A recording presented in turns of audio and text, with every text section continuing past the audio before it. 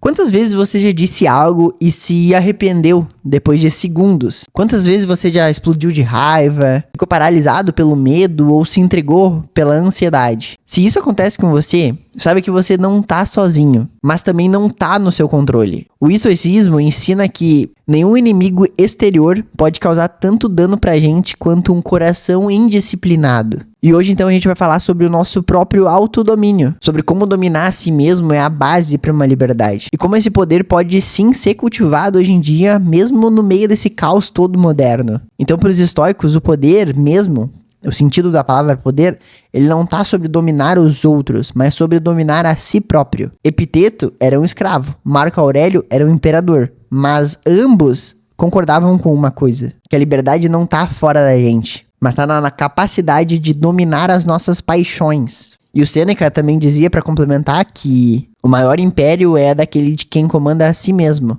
O estoicismo, ele ensina que essas emoções não controladas são basicamente como tempestades que cegam a gente. E que a razão, como um bom capitão, pode nortear o nosso barco mesmo quando os ventos estão soprando contra a gente. Você sente que perde o controle quando está em quais situações? Quando você é criticado, por exemplo?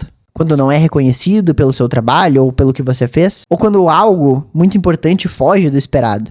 Essas emoções, elas não são suas inimigas, elas são simplesmente sinais, alarmes internos. E sentir essa angústia, esse medo, essa raiva, eles não são problemas. O problema é quando a gente se deixa ser guiado por elas. Marco Aurélio sempre dizia que o fogo interior, ele não pode ser apagado mesmo quando o mundo inteiro está tentando apagá-lo. Então, se eu pudesse dar 4 passos, segundo o estoicismo, para a gente desenvolver esse autodomínio, o primeiro passo seria ter a consciência dessas coisas. A gente não pode mudar o que a gente não sabe que está acontecendo.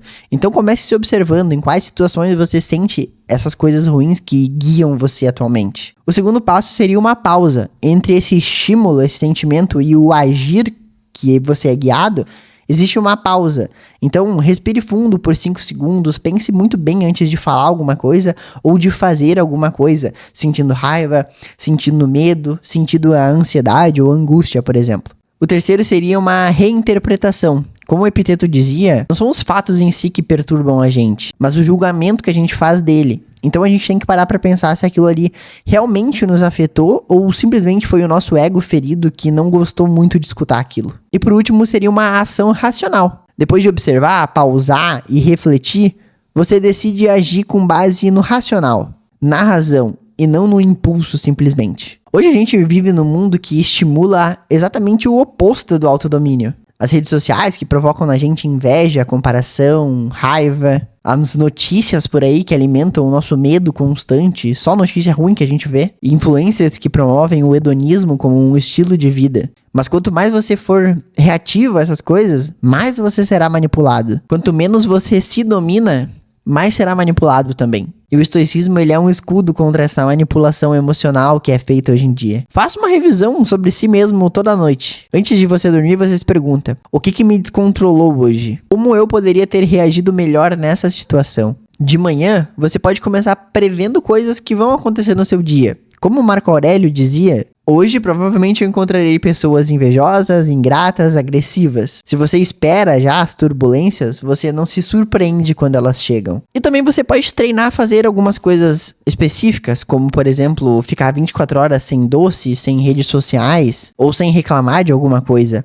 Não para punir você, mas para aumentar, para fortalecer a sua vontade sobre aquelas coisas. A gente vive numa cultura que liga muito o poder com força bruta, com gritos, com a autoridade. Mas os estoicos sabiam que o mais forte é sempre aquele que domina a si próprio. O autodomínio, ele é um poder invisível que algumas pessoas têm, mas é o que sustenta grandes líderes, grandes pessoas, grandes pais. Se você simplesmente dominar suas emoções, você domina a sua vida. O Epiteto dizia que nenhum homem é livre se não for o senhor de si mesmo. Então a pergunta que fica é: em quais áreas da sua vida você está sendo escravo de si mesmo, das suas emoções, né? E se você escolhesse agora começar a se observar e mudar também? Então a força que você busca não está em vencer os outros, vencer o seu vizinho, vencer o seu colega de trabalho, mas está em vencer você mesmo. Comenta aqui embaixo qual é a emoção que você sente que mais domina você. Se esse vídeo te ajudou, se inscreve aqui no canal. Durante toda essa semana a gente vai explorar um pouco mais do estoicismo e como ele pode ajudar a gente em vários aspectos da nossa vida.